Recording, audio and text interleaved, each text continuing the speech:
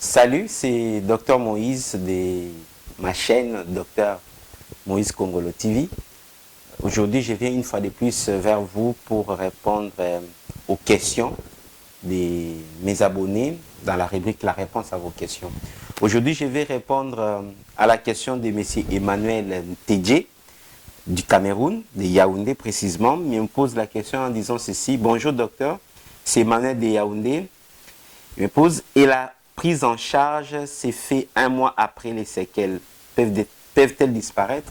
C'est la question en rapport avec la vidéo où j'ai parlé des séquelles des paralysies faciales.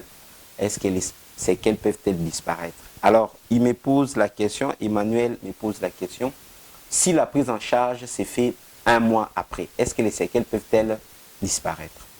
La réponse à cette question, la voici. La paralysie faciale à frigorée de Charles Bell, c'est une urgence. Pourquoi cette paralysie est-elle une urgence?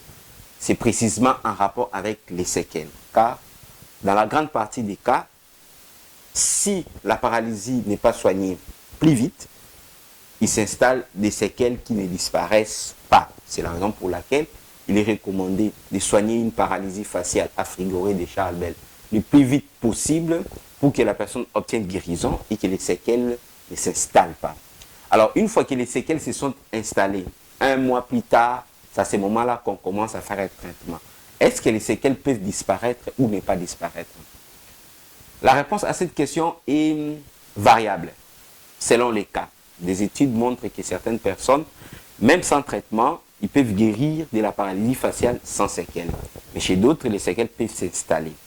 Et chez d'autres, au fil du temps, un mois après, 2 mois, 3 mois, il peut y avoir régression de certaines séquelles. C'est-à-dire certaines séquelles peuvent disparaître ou diminuer en termes d'intensité.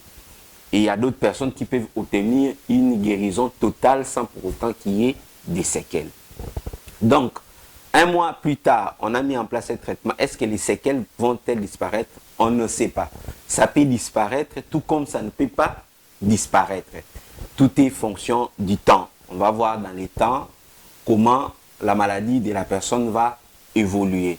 Bien que les traitements s'installent un mois plus tard, il faut continuer le traitement, il faut suivre le protocole et essayer d'obtenir une bonne guérison autant que possible et essayer d'éliminer autant que possible les séquelles.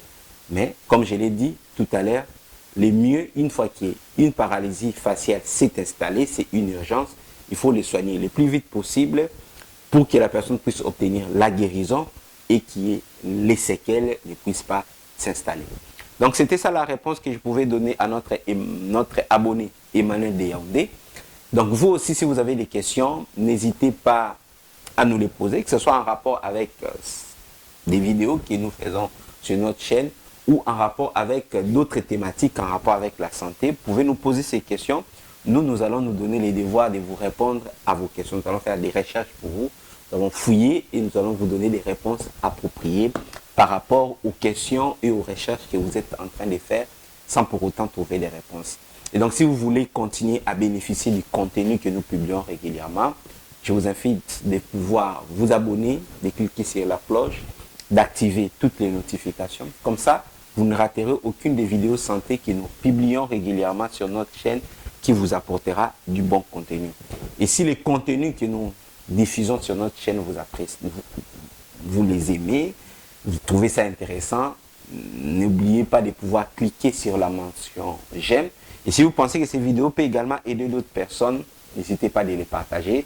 C'est gratuit, ça ne vous coûte rien. Faites-les, ça nous fera énormément plaisir. Ça vous aidera également à contribuer dans la diffusion et la propagation de l'information sanitaire qui est, il faut se le dire, utile pour la vie et la santé de chacun de nous. Donc, à très bientôt pour d'autres vidéos sur notre chaîne.